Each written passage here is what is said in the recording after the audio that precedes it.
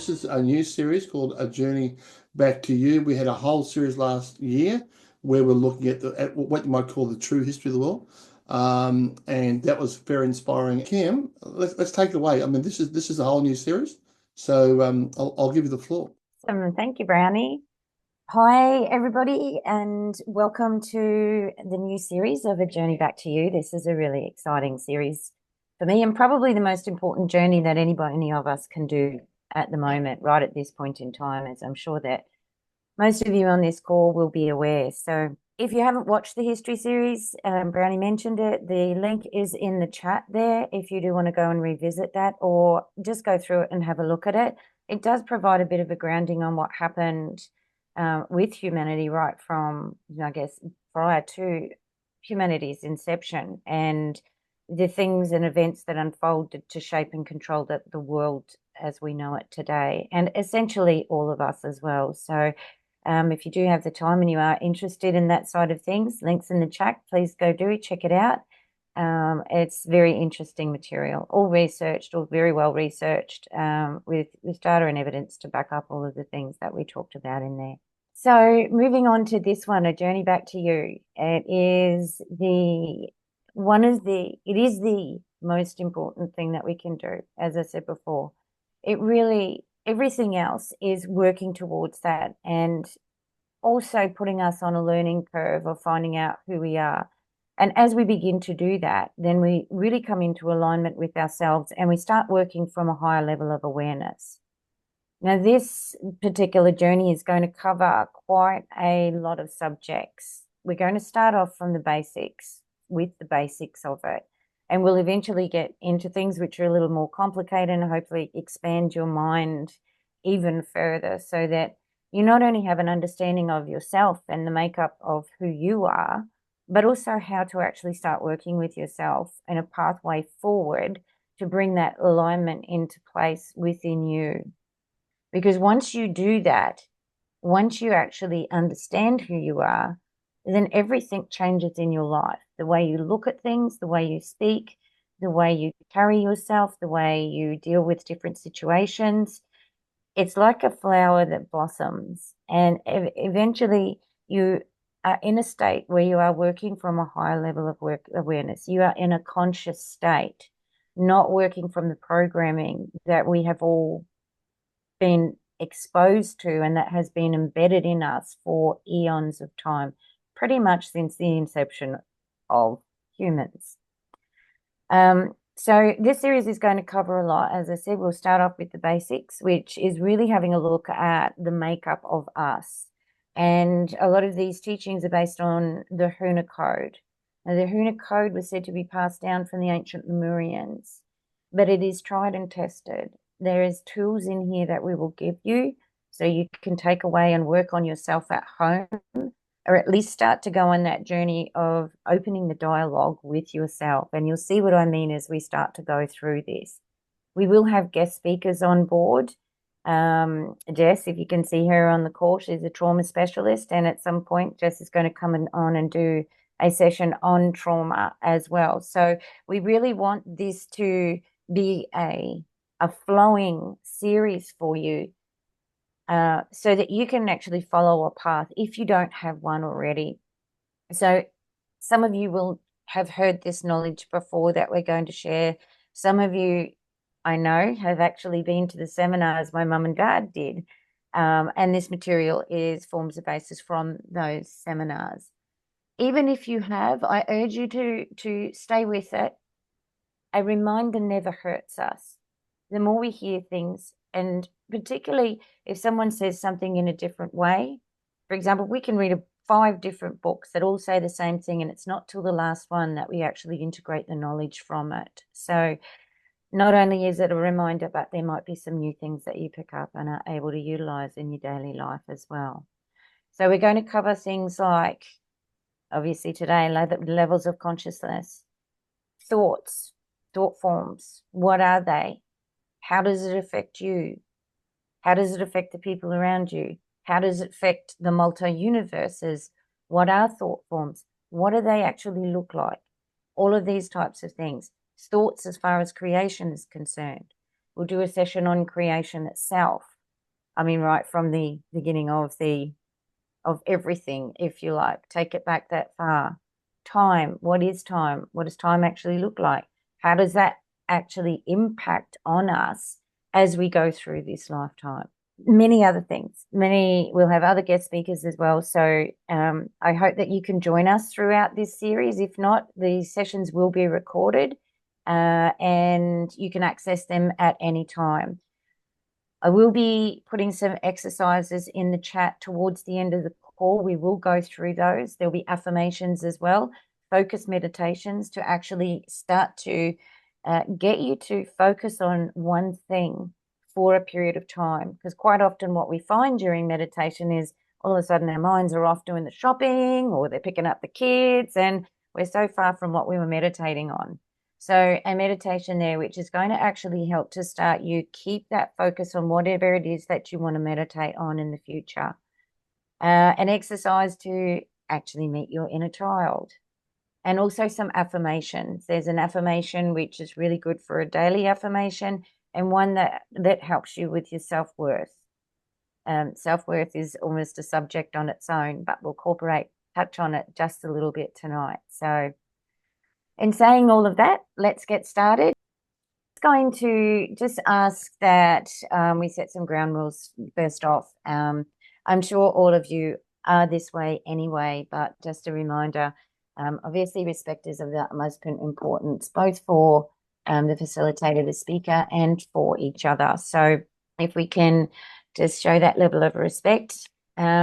Hopefully we don't. I always do say this because we never know. If we do get some disruptors onto the call, please let them know, or please be aware that they will be terminated from the session. It just helps keep the flow for everybody else. If I can ask for all questions to be kept for the Q&A at the end, that would be good, and hopefully to the topic that we actually present today.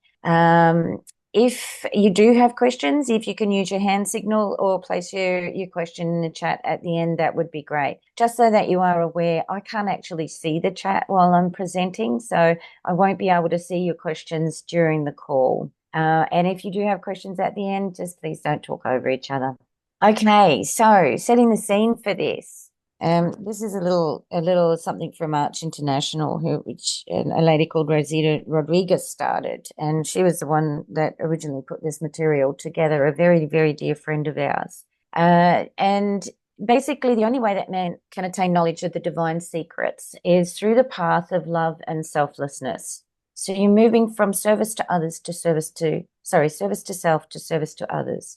The mind, which has its place in evolution, can never of itself unfold the truth, but it is not necessary for the mind to be developed before comprehension can dawn. Man seeks to find truth through much reading or through others, but the heart of truth lies in the spirit, and only you can find that truth for yourself. No one else can give it to you. So in your search for a clear understanding, you must become acquainted with the being of your innermost self. Then you will no longer cry for proof. The path of the soul's evolution is known, and it is known deep within you. So in the beginning, we were all created as souls, as spiritual beings, as an offshoot from the Creator, from Creator at source. So when we say, and quite often you hear people say this, that we are a part of God. We're not separate from God. God is not some external being that sits in a big throne in the sky. Heaven is not a place that we go to when we die to be judged by God. God doesn't judge. We ourselves hold the essence of the Creator Spirit. But we moved away from the Creator through choices which weren't necessarily in alignment with universal law. And moving into the third dimension, we became fascinated with the evolutionary process. Once we were here, though, all of the shiny things really caught our attention. So it was like a capture, if you like. We were able, in the beginning, to move in and out of our bodies at will. The ego was created to provide an easier way to operate in the physical plane. The inner child, the ego, the conscious self, and the higher self were in unity under the guidance of the great Creator Spirit. But as the ego grew, that part of us thought that we were a little bit too big for our boots now. We didn't need the guidance of the Creator Spirit. We could do this on our own. We knew everything. So the separation of the higher self, which is our connection to all that is, and us began. And this story is depicted beautifully in the story of Adam and Eve. So let's take a look at that. And we're going to have a look at this story of Adam and Eve symbolically. So they were created in this beautiful, blissful place called the Garden of Eden and lived in complete alignment with the Creator. They were one with all that is. They weren't experiencing themselves as separate from God or separate from each other. There was no self-consciousness, no shame, no conflict, just pure being, a state of pure being, akin to the enlightened or awakened state. The tree of life represents the eternal, unbroken connection to the divine, where all knowledge and sustenance flow directly from God or Creator. The tree of knowledge of good and evil represents the introduction of duality into consciousness. And the moment humans began to perceive separation, it was the moment that humans began to see separation, contrast, and judgment. So before Adam and Eve ate from the tree, they lived in a state of non-dual awareness, experiencing the divine presence. The serpent, often seen as a symbol of temptation, can also be interpreted as the force that introduces self-awareness and ego, pulling consciousness away from unity. So by eating the fruit, they awaken to the illusion of separation, suddenly aware of themselves as different and distinct beings. They're different from each other, and they're now different from God. As we know, that illusion has been played upon and exasperated to where we find ourselves today. So that moment marks the shift from unity to separation, from being part of the whole to experiencing themselves as individuals. This sees the beginning of the journey of spiritual evolution, weaving a pathway to regain that unity. The casting out of the garden represents the full descent into the human condition of separation from the divine. So Adam and Eve now feel exposed. They're no longer existing in the pure state of unity where nothing needs to be hidden. This is the birth of self-consciousness and the ego, the feeling of being apart from rather than a part of God. The world outside the garden is one of suffering, a reflection of being cut off from the effortless flow of divine grace. In unity, there is no fear of death because existence is eternal. In separation, mortality becomes very, very real, and so begins the fear of the unknown. And if you have a look at most people, or you talk to most people, a lot of their fears are underlying because they don't know what exists on the other side of this physical body. So the flaming sword that was talked about, blocking the way, symbolizes the difficulty of returning to that divine state of unity. Once the illusion of separation is believed, it becomes deeply ingrained, requiring spiritual effort to transcend. And it is reiterated lifetime after lifetime after lifetime. But rather than looking at this as a punishment, the expulsion of Eden can be seen as the necessary first step in the journey of awakening, actually in the journey of growth. The deeper part of this teaching is that all is not lost. This disconnection is not permanent. It's part of a greater cycle. If unity was never lost, it could never be consciously regained. The fall into separation sets the stage for the longing to return, which is the essence of the spiritual quest. So we must come into the full realization that we were never truly separate to begin with. The disconnection is an illusion, and one that has been massaged and deeply ingrained in the subconscious mind through programming, religions, and various other mechanisms. Now, when we talk about this not being a punishment and actually a part of a greater cycle, what is it that we mean by that? So I'm just going to touch a little bit here on creation. Creation is a universe multi of everything that is, has a breath in and a breath out. When that breath in comes back to that single point and the breath out happens, you have duality immediately. Now, duality, good, bad, yin, yang, negative, positive, dark, light, however you want to look. To be able to grow, you need movement. Stagnation means death. As we learn, our learnings actually not only sit with us, but they actually go up into the collective consciousness, working its way up the chain, right up to all that is. So as we learn, the Creator learns. That's the greater cycle. So this journey is about the rediscovery of the incredible beings that we are. It's about reestablishing that pathway to work from a higher level of awareness, always with the goal of enlightenment in mind. It's knowing that ultimately love, compassion, and inner transformation are the keys to undoing the illusion of separation and reawakening to the divine presence. The path back to the divine is always open. And we do this by finding our way with knowledge, integration, meditation, and practices. Always remember, this is a journey in which we chose to participate and experience. Everything we do adds to the collective growth of the divine.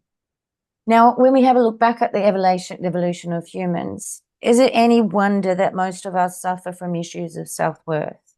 When you actually look at almost any problem that we have found ourselves in, any situation that has required a growth period from us, the underlying key to it is self-worth. How can I even say that right? When you sit in a space of love, and I'm not talking emotional affection type of love, I'm talking divine love, you have a sense of self-worth, and you have a way and a manner about you where you actually start to project that love in everything that you do. If you find yourself in a situation, for example, that you are in an argument with someone and you're feeling quite bad about it, you feel really down after it, it's a matter of having a look at yourself, because you will find that the underlying reason for that is because you participated in that argument. Most likely because your self-worth was not high enough to actually, or not at that level where you could take that step back, talk rather than yell,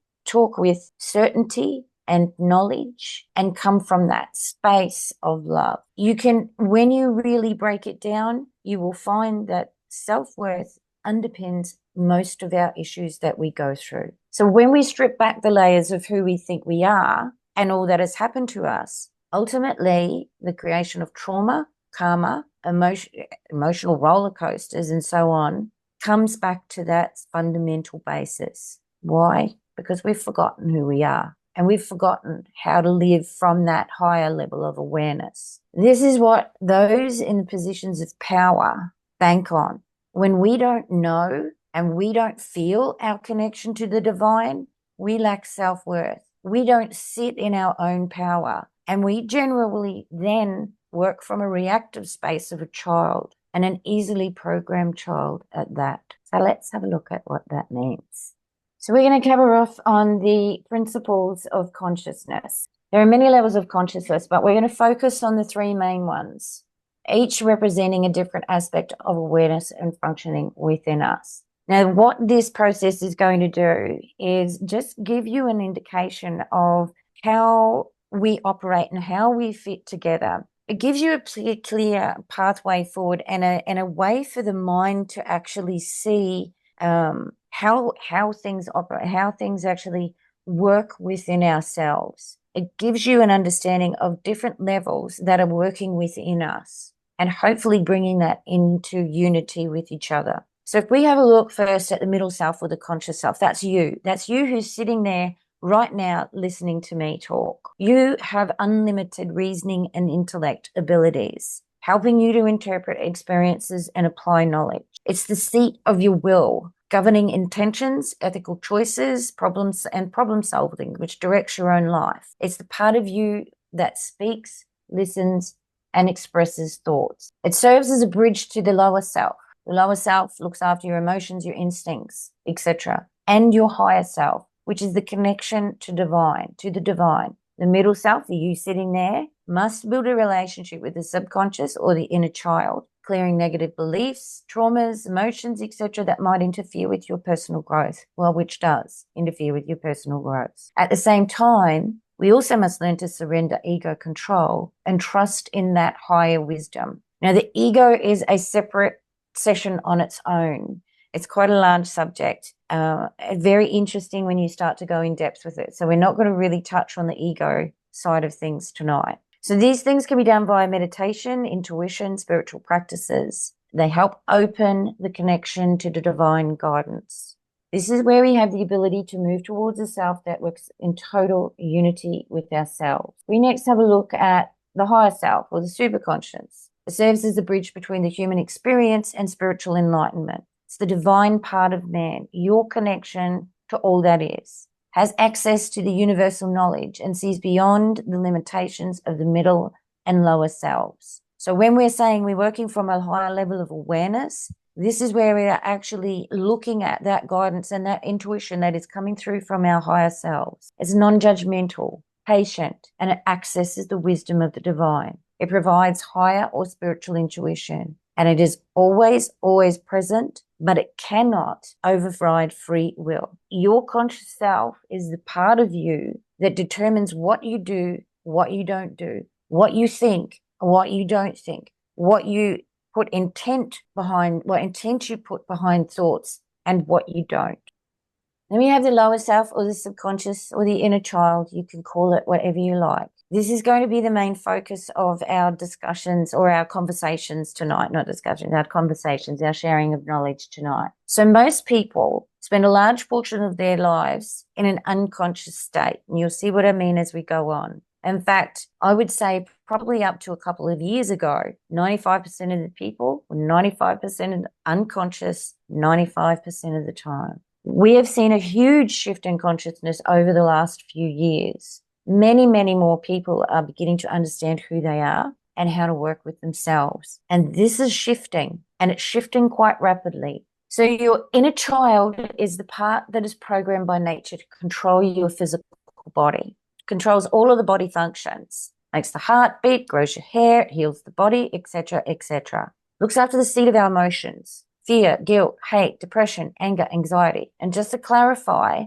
love is not included in there because it is not an emotion, not the type of love that we are talking about. Love comes from the higher self. Love comes from the divine. Personal love is a personal attachment. You just need to spend a day in a divorce court, really, to see how that love of two people has turned into, quite often, a hateful relationship. So the inner child controls the five senses, the taste, touch, smell, sight, and sound, learns by repetition and is a creature of habit, is a keeper of all your memories, records everything that happens to you both in this and in past lifetimes. It's why sometimes we find that trauma sometimes comes to the surface in this lifetime, which we can't have any memory of. It's because it's carried over from previous lifetimes, and sometimes that trauma can be quite deep. But just to give you some examples of this, when you're walking down the street, you see a familiar face and but you can't place it. It's you stored in your subconscious memory or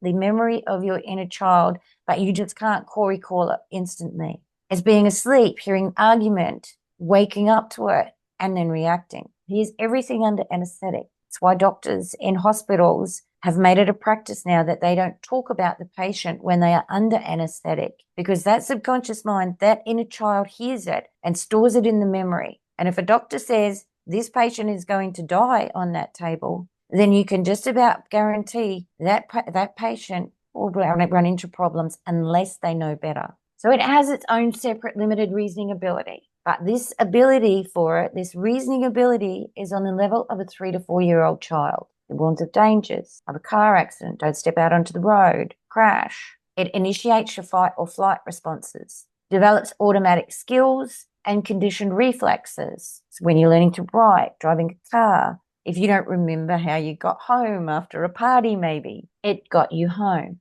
That's your inner child because of the repetition on knowing where to go. It also is the bridge between the middle and the higher selves, acting as a messenger.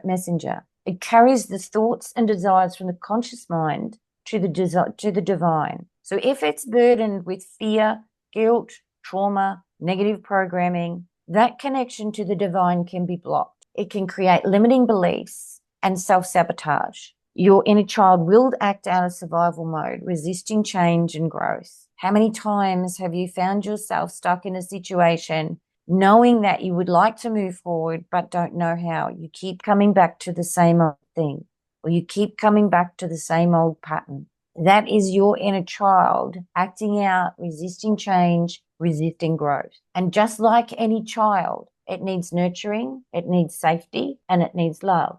So when the inner child is healed and aligned, you experience emotional balance. Fear, guilt, past wounds no longer control your actions. Your intuition becomes clearer. You trust your gut feelings without confusion. You manifest more easily. Your subconscious is no longer blocking your desires. You feel spiritually connected. A clear channel is open between the lower, the middle, and the higher selves. So your inner child, your conscious self, the you sitting there right now, and the divine. Your inner child is a powerful ally when understood and healed. So let's just have a look at the age levels of the inner child. As we grow spiritually, as we start to integrate knowledge, as we start living in that space of that higher level of awareness, our inner child also grows. Now, what we're going to go through now is not so that you can judge or berate or compare yourself to anybody. Please do not do that. It is simply giving you an overview of what characteristics pertain to the age and the growth of your inner child. If you find yourself going down this path, recognize that it is a self-destructive behavior. You are reinforcing the belief that you are not enough, that you're not good enough, and that is so far from the truth. It is the exact process that we are working to overcome. So if we look at the inner child of a 2.5-year-old characteristics, is very young emotionally, often sick, needs much repetition and direction, cannot understand spiritual concepts, can be motivated to kindness and good for human and good for human reasons, needs motivation in basic skills, is quite simple people, live simply, peaceful and happy in a healthy routine setting, and has a lot of tribal or family dependency. 2.5 to 3.5 generally goes into orthodox religions, quite righteous, has established work ethics, intellectually motivated, more refined emotions, those are still very strongly expressed, more sophisticated illnesses, more stable economically and materially, ambitious and charitable, dependent on marriage, relatives, and friends. 3.5 to 4-year-old, borderline to independent spiritually, is less emotional, less dependent on family and friends, not as ambitious economically anymore, so you might find that a routine job suits you better, so that you are free to pursue higher goals, free to pursue your development, free to go into service to others, tends towards peace and beauty, concept orientated, intellectually developed and motivated, serves common idealistic causes, service to others, and is quite health conscious. As we move up to a 4.5-year-old characteristics. Here you're looking at leadership, highly motivated both in the physical and spiritual planes, healthy, intelligent, educated, conscious, altruistic, having regard to the well-being of others, and idealistic. So as we grow in our development, let's go back there for the moment. As we grow in our development, so does our inner child. It can't not, because it is all a part of us. The key for us is to have that integration between each of the selves, the conscious, the subconscious, and the higher self, so that we can not only help that inner child grow, but we can increase our level of awareness, our knowledge, then we pass it on. When we get into that point of integrating knowledge, it then becomes our duty to actually share that knowledge and that experience to help others grow. So what does that look like in our world today? When we actually look at this, you can see that by dealing with a child, our inner child, how that programming and control has been used to manipulate humanity almost since the beginning of time. So science has known for a long time that the subconscious or the inner child controls and influences our behavior and other aspects of our existence. Now, when you know that you are dealing with children, that humanity hasn't grown up, you know how that manipulation can be used to actually control those children. For any of you that have children, you know how easily they influenced they are. You understand that their environment, your thoughts and your actions and how you react as parents, how the environment reacts around them, how the media, what media they are exposed to, will program those children. And you can see that coming out in them as they go through their older early childhood, into their teenage years, and then into their older adult life. So when you're dealing with programming children and you know this on a large scale, then you have the ability to influence huge amounts of people. Now, we've seen that recently in the whole COVID experiment. What did they use? Repetitiveness. They used media every single 5 seconds to get people onto their bandwagon until things started coming out, until we could actually see a different thing, until details and people started talking out, people started waking up, people started were forced to spend times with themselves and their families, is when they started to get to know each other. It's when they started to question. It's when they started to realize the type of programming that has been around forever.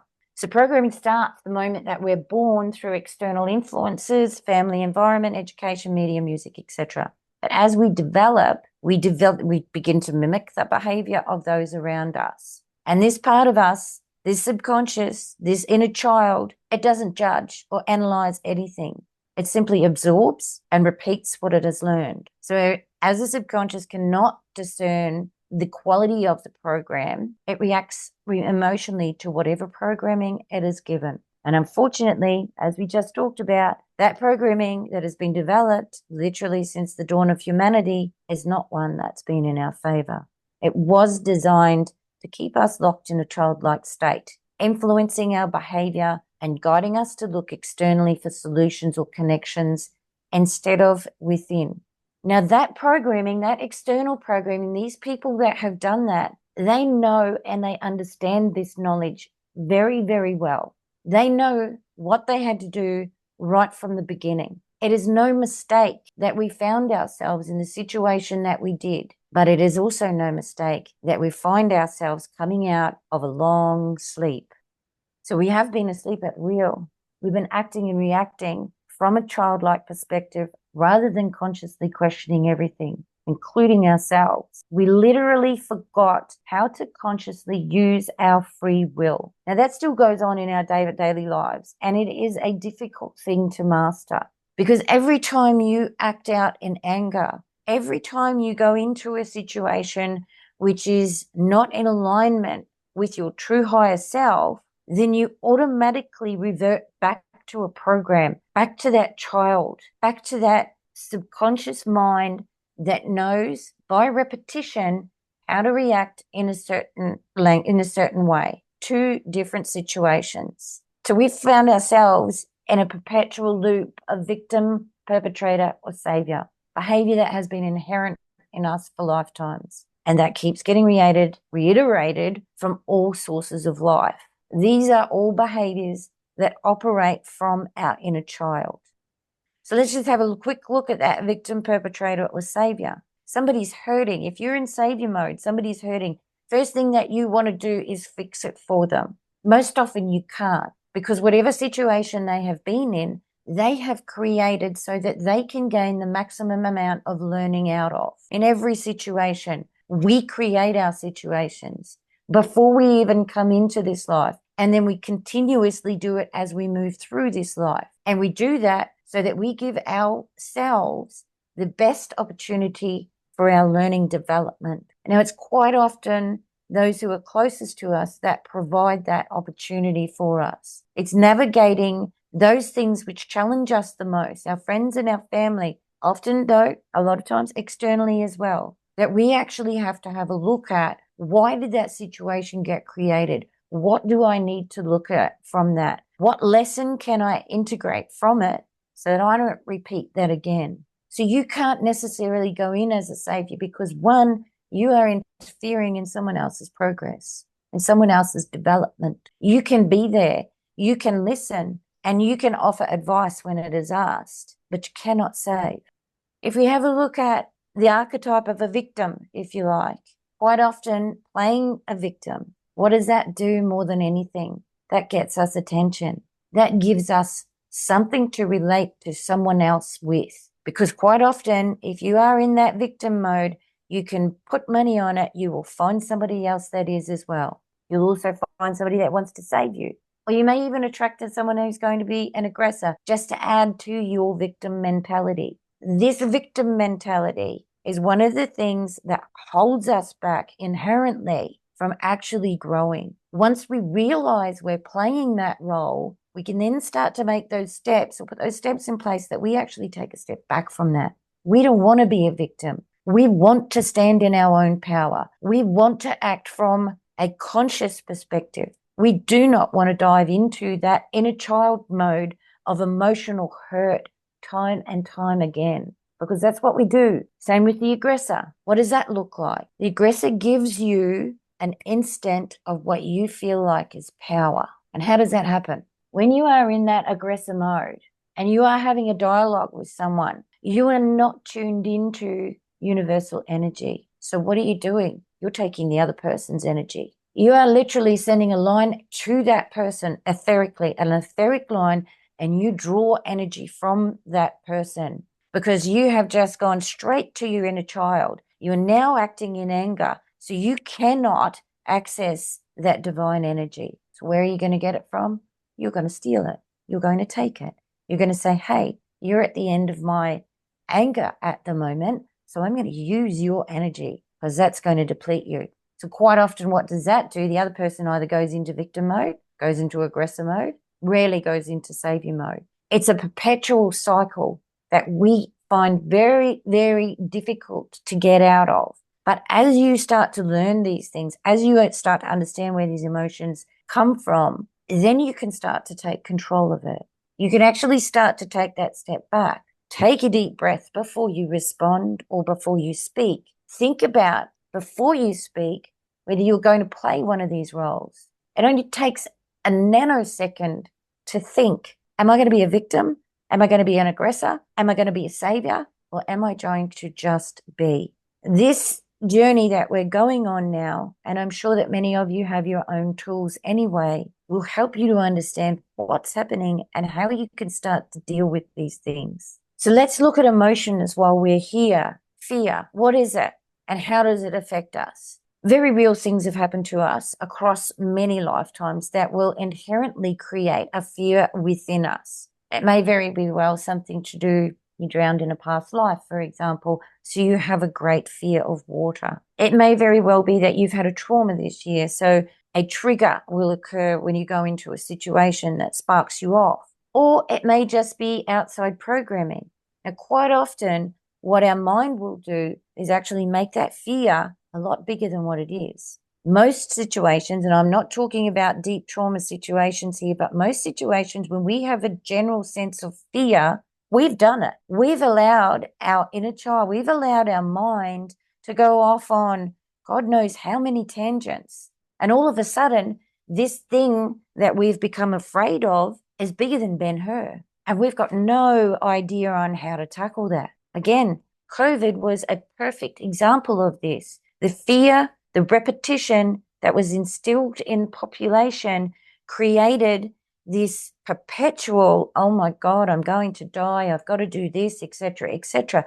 But none of it happened. So that fear and that programming created this thought in our head, which then fed up into a much larger thought that just kept generating this perpetual cycle of fear. Now, that happens in many, many instances in our life. We have a fear sometimes of going to talk to somebody because it might end in confrontation. Quite often, we've already gone through the scenario in our head, and it's much bigger than what it turns out to be. So we have to learn how to get off this cycle of creating things which don't happen, of making things much bigger than what they are, of generating that fear that sits in our gut like a rock. It's the same with trauma. Now, trauma is slightly different. There are many things that can cause trauma. We know that. Massive situations, things that have happened in our past life, many, many different things.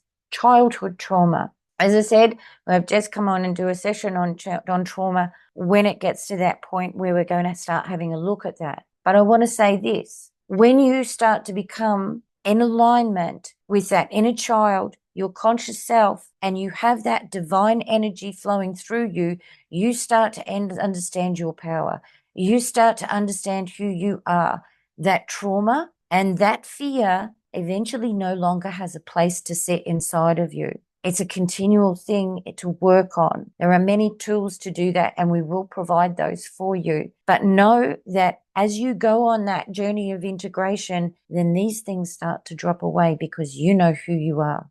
And you understand that these lessons that you created for yourself are there for just that, so that it gives you lessons, so that you gain knowledge, you integrate that knowledge within you. Anger, we talked about this a little bit before, the action and the reaction. If we are not conscious and we find ourselves in a situation where somebody is angry at us, we will react automatically from anger. Now, quite often, anger stems from someone holding a mirror up in our face. If it's a one-on-one interaction, or even if it's a group and one interaction. If we get angry in a situation, we always must go back to, when things settle down, go back to, why did that make me angry? What was it in me that I need to have a look at? What was my trigger there? Why did I react like that? Why could I not stay conscious? Why did I just go back into that subconscious loop and let my inner child take over?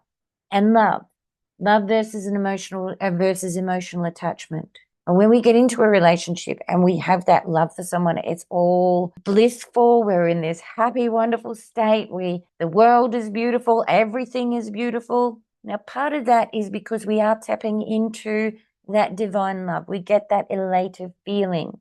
Most of it is emotional attachment and a feeling that feels like love. When you have felt the difference between the two, then you will know for certain what that difference is.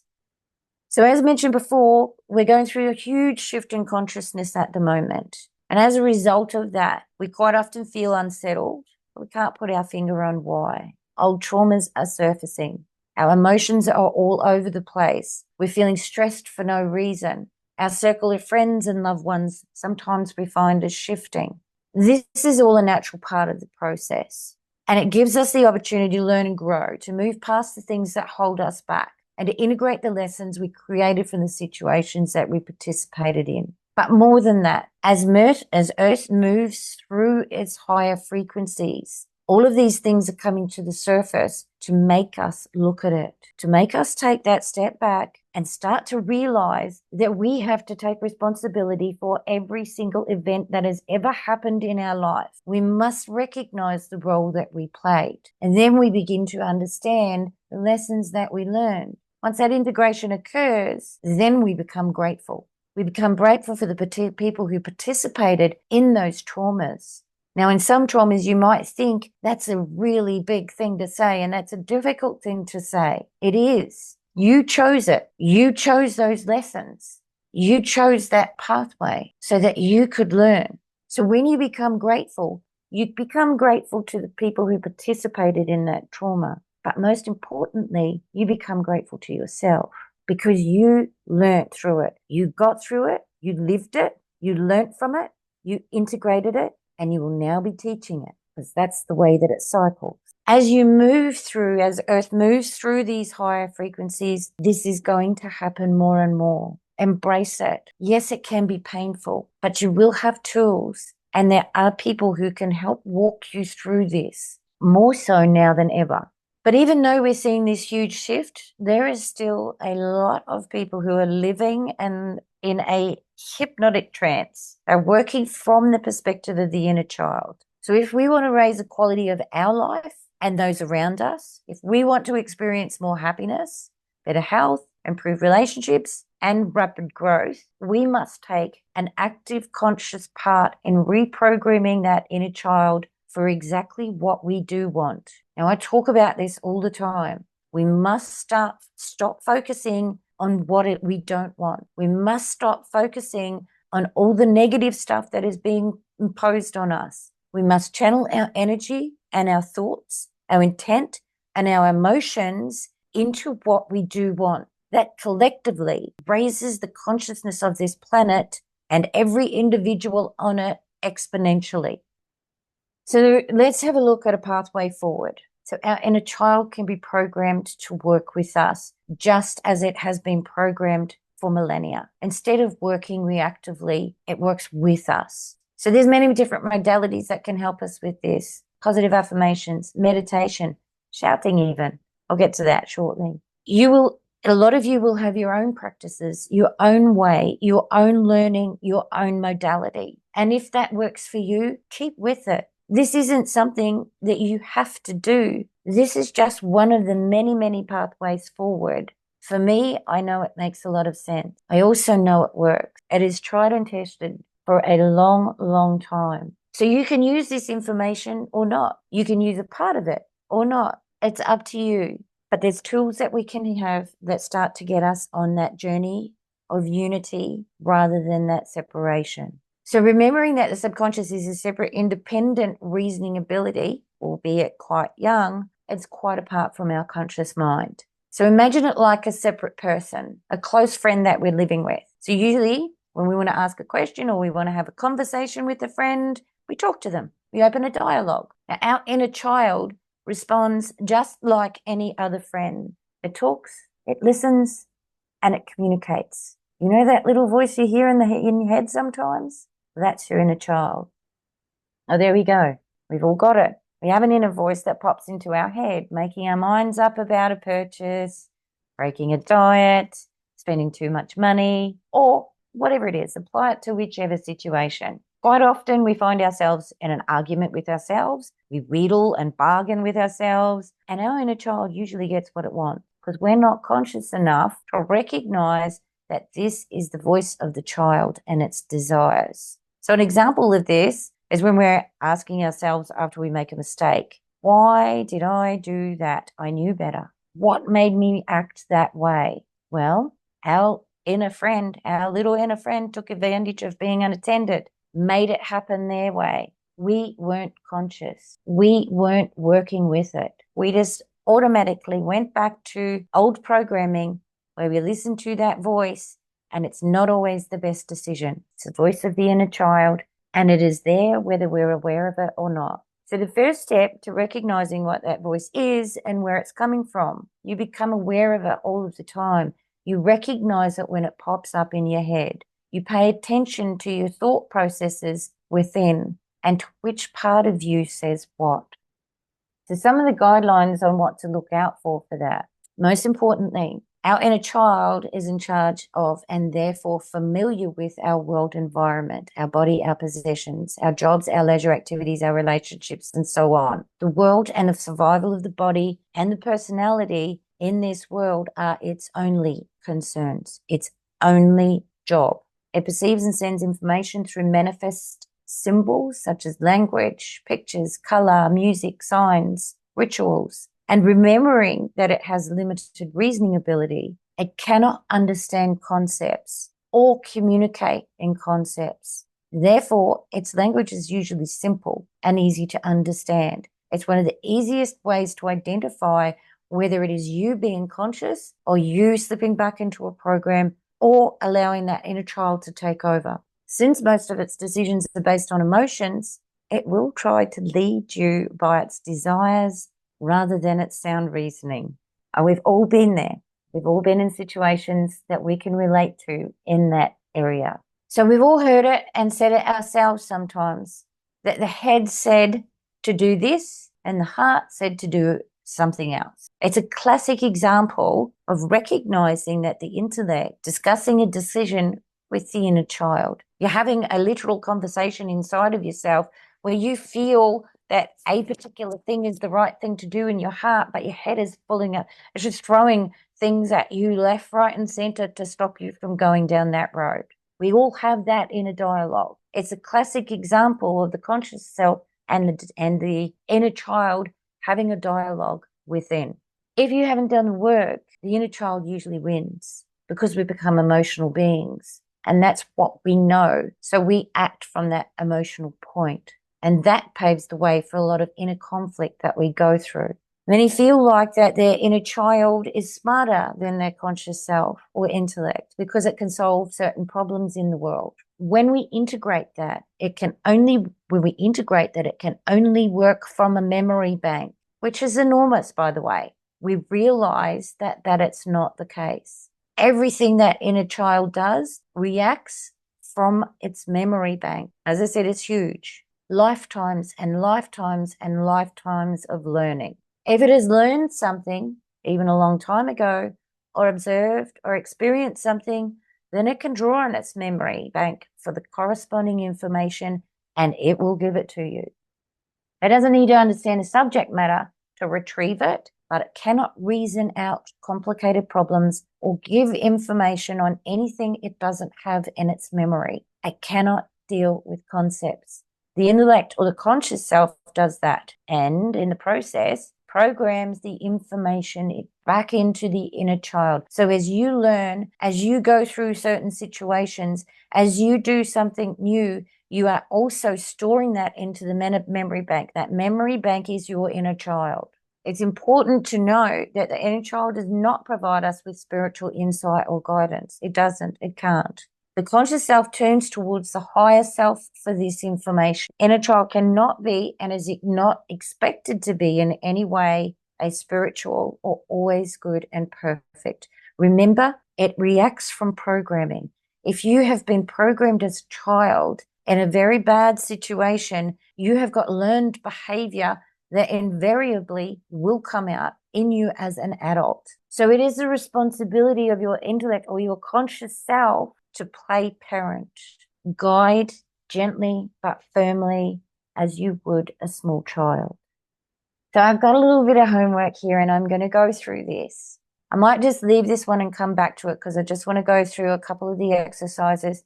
And this is about meeting that inner child. We've got an exercise for you that you can actually start to meet your inner child. It will have a name. It may show itself to you even. This is where you start to have that conscious dialogue with the different parts of yourself. And we'll go into that a little bit more when we have a look at that meditation. The dealing with trauma I decided to take out because it is a subject on its own. We've got a focus meditation there. Quite often when we start meditations, and I've said this at the beginning, our mind wanders off in all different directions. So this focus meditation will give you something to do as a daily practice to focus on one thing, hold that concentration level. And what you find is when you do that, the time extends as you go along. And then affirmations, and we'll go through them at the end as well. So key to personal harmony with all of this. We achieve balance when our conscious self, us, the you sitting there right now, listens to and heals our inner child. You open up that dialogue. You recognize this as an extremely important part of your makeup and consciousness. When the middle self surrenders to the higher self and allows that divine guidance to flow. And as you start to deal with your traumas, as you start to come out of your programming, that is actually clearing that pathway so that middle self can then align back up through to the higher self, and you are then operating from that divine wisdom rather than from your emotional basis. All three aspects work together. That leads to inner peace. That leads to alignment with your higher purpose. It leads to empowerment. It leads to wisdom. It leads to service to others. It symbolizes the integration between mind, body, and spirit. So in closing with this, it's an incredible journey to undertake. As I said, some of you may feel pain and you may go through some painful situations, but know that you are never alone, particularly in this period of time. There are always people who would be willing to help you, willing to give you tools to work through whatever it is that you are going through.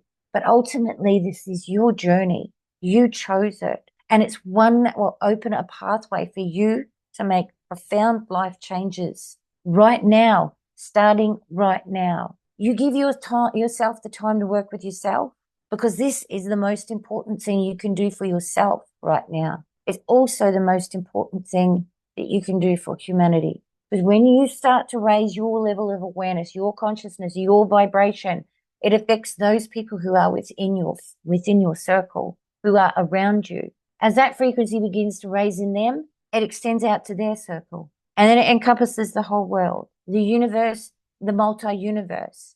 You never know how far something goes, even a thought. If you have a thought which is intent, which has got intent behind it, and that intent is love, that thought can reach far beyond your imagination, far, far beyond. So it's really important that we start to actually do this inner work so that we are doing our part. That's our part. That's our role in helping humanity to actually raise its awareness enough to start to move through frequencies into the next densities. Densities is another subject that we will get to later on in the series. So when you know yourself, you begin to know and understand others. When you give to yourself, you have a much greater capacity to give to others. You have all the answers. You just need to go within to find them. Be grateful for the lessons that you have had through your life and will continue to have. Look at them and integrate the knowledge that you've learnt. Be grateful to those that have participated in teaching you, and be grateful, most importantly, to yourself. Above all else, be kind to yourself. Be kind to others. Know that you are loved beyond comprehension. So that concludes the slideshow for this one, but I'm just going to pull up these other little meditation things. When I'll put these things into the chat for you as well. I wanted to make this series not just about a sharing of knowledge or an exchange of knowledge, but also to make sure that you can go away with some tools to start to do this work on yourselves if you don't already have them. I know that at the moment there is so much information out there. We've got a little bit over here and a little bit over there and a bit from this and a bit from that. And quite often we don't know what's clear, what's not, what's right, what's not. We've just got all of these things coming in and it kind of doesn't really make sense. So I'm hoping that this series will give you that pathway forward that helps to give you clarity, that gives you the tools that you're able to work with yourself on in a pathway for you to get to know you. So just two affirmations that I'm going to give you. The first one, this is about something that you can do immediately to start changing what you attract into your life. Because when we shift our thoughts, when we shift our mindset, we shift everything around us. So affirmation 1, today is the first day of the rest of my life, and I shall live it in good health and abundance, using every moment of it, doing the constructive and positive things that I want to, and surrounding myself with the people of my choice in pursuit of love, peace, and joy. Now, if you say that a few times straight off the bat, put it on your mirror, 3 times, 4 times, 5 times, as many as you like at the start of your day, what you will start to see happen is that little things are going to start to change. Synchronicities are going to become more visible to you. You may find that certain people shift out of your life, others shift in who are more in alignment with who you are and the journey that you are on. Watch it, try it, watch it, practice it, and see how it goes. It works. The second one is to do with self-worth. This one is, I am that I am. I am worthy as a child of the universe. I deserve all good things that come to me. I am loved beyond measure. I radiate the light of creative love. I am that I am. Now, when you reiterate that sentence, I am that I am, what you are saying is that I am a part of the Creator. I am allowing myself to recognize that and to live in that power. When you start to say this and you start to repeatedly say this to you, you will find that some of those self-worth issues start to drop away. The next one is the focus meditation. This is just about finding a quiet place. You can use an object if you like, or not. You can bring a symbol or an object into your mind's eye. Inhale deeply for 4 counts, hold for 4, and exhale deeply. Do that, go through that process until you are relaxed. You can choose the object of your focus, be it a candle flame, a flower, symbol, mandala, small stone, or a crystal, whatever it is that you like, whatever resonates with you. You can either focus on that visually, or you can use your mind's eye to focus on that. If you do it visually throughout the meditation, then after a few minutes, take the object away, close your eyes, and then see it in your mind's eye. Every time your mind starts to wander, and it will, we know it will, most people it will, just bring it back to the object and start to focus again. It doesn't matter how many times that you need to do that, just keep repeating the process. Some people find that saying a word, if you catch yourself off doing the shopping, say the word out loud, focus or Dharma. Dharma means focus. That will bring you back to your object and bring your attention back to what you were meditating on. This is just training your mind. It's a simple daily practice that will give you the ability for extended meditations on things that you actually want to meditate on. And then the last one is the introduction back to the inner child. Okay, so this is about meeting your inner child. It's about finding its name. It's about starting a dialogue. It's opening communication. It's listening and it's talking. It's starting to get that flow of energy where you actually start to take control of your life, not allowing someone else, as in your subconscious mind, to take control of life for you. So this is, again, relax, inhale deeply for 4 counts, hold and exhale. Go to a place of nature of your choosing. Make it whatever you like. Right to the beach, you might go to the forest, you might go on a lake, you might go on a cliff. Keep it a still place. Make it still. Make it beautiful, make it yours. Still your mind and ask your inner child for its name. Take the first name that comes along. Don't argue with it. Don't question with it. It is what it is. It has given you. It might be your name, might be a different name, or you might get no name at all. Now, if that happens, don't worry. Just keep trying. You have to remember, if we are not conscious of this, if we're not conscious of this program, of this process, of this inner child, we have literally been ignoring it for a long time. We haven't been participating in dialogue. We have been allowing it to rule our life from that emotional basis. So all of a sudden, now you've woken up. Like, can you imagine a 3 or 4-year-old child, right? Now you've woken up. Now you want to take control.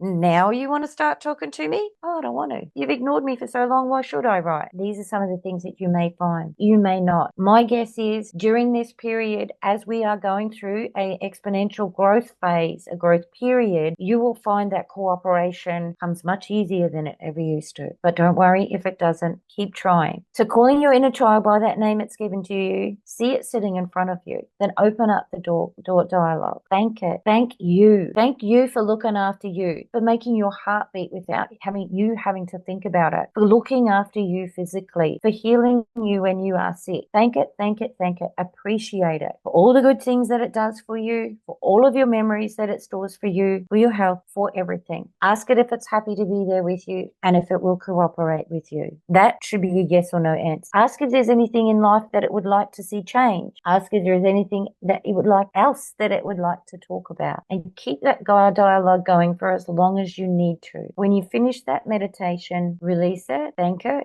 and let it go. That's the first step, opening up that dialogue. Now, my guess is that you've all done quite a bit of work with yourselves anyway, so you might find that very easy. You may already do this, and that's great. But if you haven't, give it a go. If you haven't done it for a long time, try again. You will be amazed at the things that you can achieve, because that inner child of ours looks after everything that we do. It looks after our desires. Everything that we want, it's the one that gets it. It's the one that manifests it. So if we start working with it, start to open up that pathway for the divine knowledge, the divine essence to start flowing through us, not only do we start to create a much better life for ourselves, we start to heal that trauma, but we also start operating from a level of awareness that we never knew we could. We sit in our own power. You start to become the being that you were always meant to be. That's what this journey is about.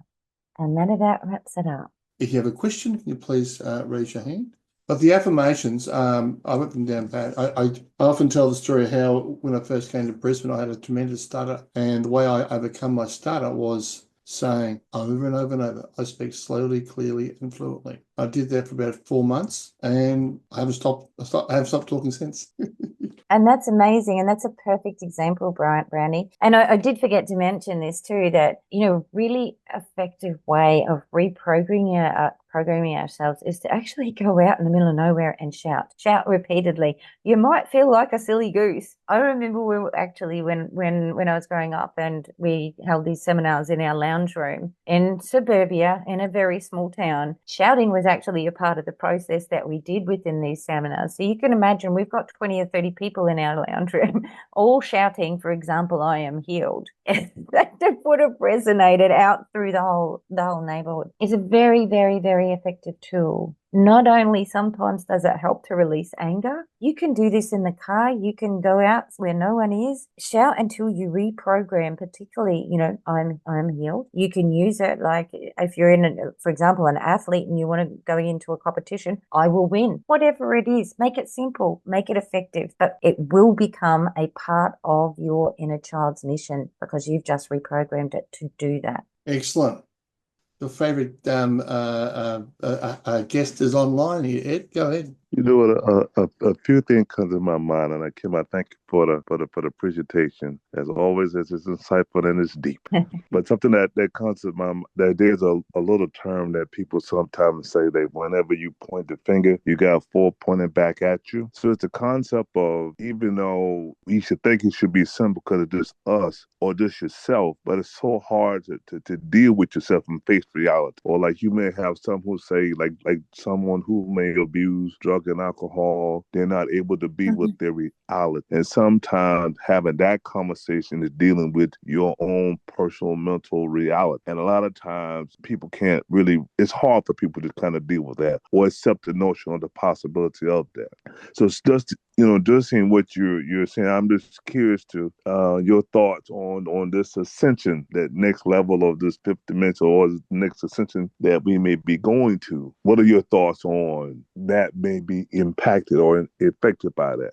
So the ascension process up into higher levels of density is directly related to the thoughts and the awakening, etc., of humanity as a whole. So as we start to process these things, and yes, it is a very difficult journey sometimes, particularly when this programming is so embedded, so deep in our cells, in our DNA, it can be quite difficult to actually come out of that programming. Now, it doesn't matter whether you are talking about any particular stage, one thing or another, it doesn't matter, it's all the same. But as we start to recognize it, as we start to pull out of that programming, we actually start to raise our own vibration. And this is what I was saying before, that's when the ripple effect goes out from you to others around you, to Earth, to planets, to universe, to multi-universe. But particularly for that ascension process, this whole awakening period has been essential for humanity to move forward. Ultimately, we are driving it ourselves. And it's why, I'll just say this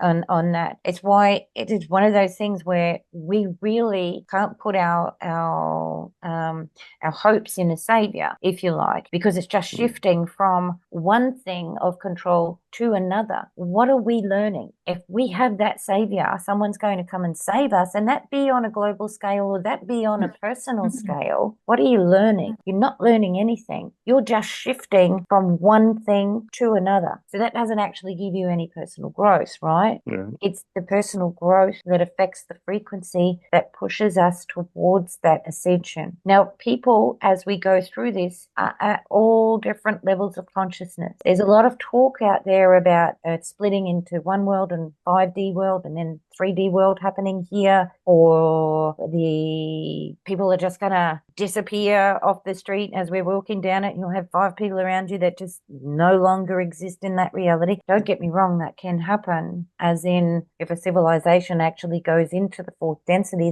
they can simply disappear like that, like they never existed. I don't know that it's actually going to be any of those things, Ed. I think that different timelines will open up individually for different people. And to be honest with you, I don't actually know what that looks like. And I don't know that many people do. I see where the Earth is headed as a whole and what that fifth dimensional Earth looks like. I can jump into that space anytime I like. And I do. I have to do what I do. Otherwise, I'd be bogged down in all the programming and all the old ways of thinking. When it comes to people who, for example, have some drug addictions or other addictions like that, which are extremely harmful to their body, it is a whole new ball game for them individually, because particularly when you start to take drugs, it opens up holes in your aura and in your etheric body. It opens up a pathway sometimes for people, for other entities to actually come in. Yeah.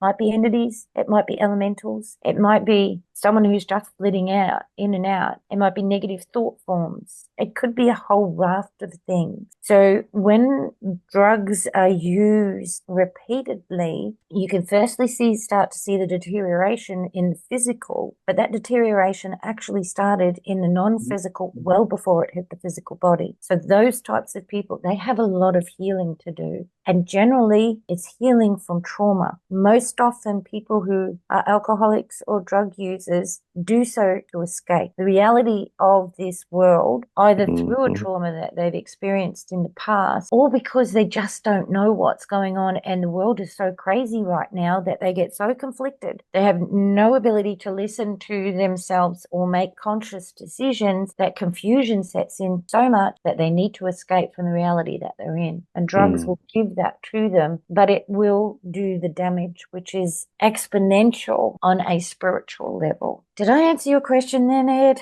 Yeah, I mean, yeah, you did, but it's in inquiry, of that. But yeah, just in inquiry. But again, no one specifically knows. I was curious to what your thought might be towards that and how that may be impacted. But yeah, you're fine. You're good. Thank you. All right, no worries. You're good as always. Thank you. All right, thanks, Ed. Thanks, Ed.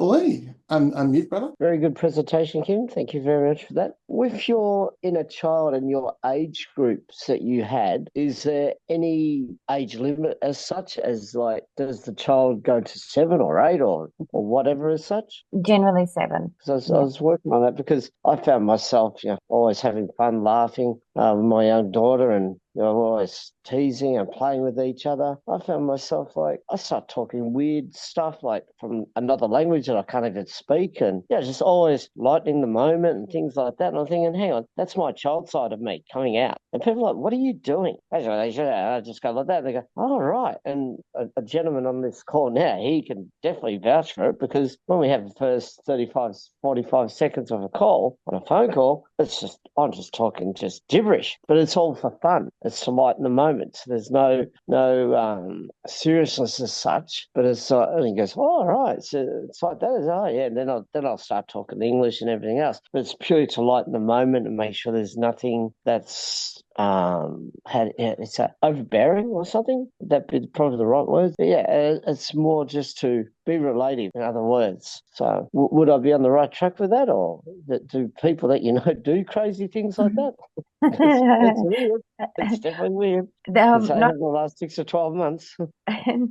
No one that I know does that. I will say this though, Lee, is that fun and laughter is one of the most important things that we can all do. Is life is about joy. We must remind ourselves of that all of the time. I almost want to put a challenge out to everybody to make themselves have a belly laugh every day. Why? Because not only do you feel really good when you're having a laugh, but it raises your frequency, because you actually bring that joy into your heart, and that raises your frequency, even if it's only for a short period of time. But it's a good thing to do. It's something that we should remember, that life is about joy. Life is about learning. Life is about laughter. And man, we've got challenges right now. We've all got challenges. We know that. But if we don't interject a bit of laughter, a bit of joy, a bit of fun into it, then it's going to be a whole lot worse. I could definitely see the good side of what you presented, because it's for where we're about to head into. We need to be very aware of what we're heading into, and be very alert as such to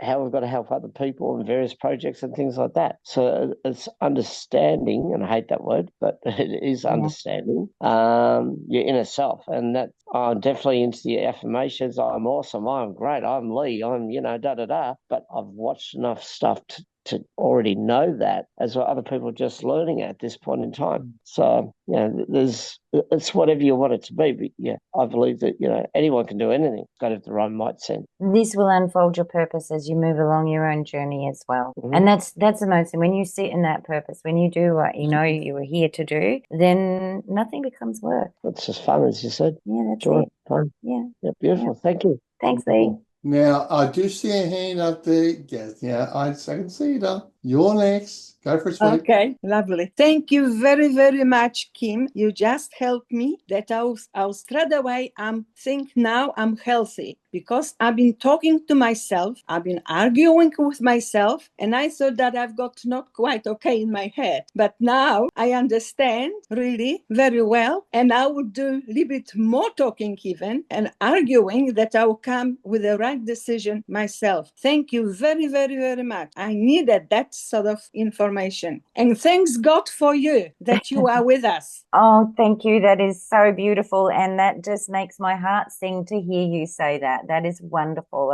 I think you can change it. You absolutely can. And I'm so glad that this was the right moment and the right information for you. So that's wonderful. Thank you. Best feedback I could ever have. Thank you. Well, all about timing. I look. You've been with the group now for about 2 months, and you're on nearly every call. So you're just learning. It's fantastic. Really great. Marie. Hello, gorgeous. It's me. I'll take that. No, Hi, first of Marie. all, hello, Kim, darling. First of all, thank you very much for your presentation. Lovely. I just find it so interesting. And with the laughter, I have laughter in every sentence. You sure do. I just love to laugh. It is so easy to laugh. You use way too many muscles to get angry and aggressive or revengeful or hatred. I'm too lazy for that. Less muscles, laugh, and just be love for everybody. Actually, I tell you what, we are at the top of the hour, so right now it will be a good point to end the recording and thank everyone who's been listening. This is the first of probably many in the series, so we'll put that up tomorrow. And thanks for joining us, guys. It's been awesome.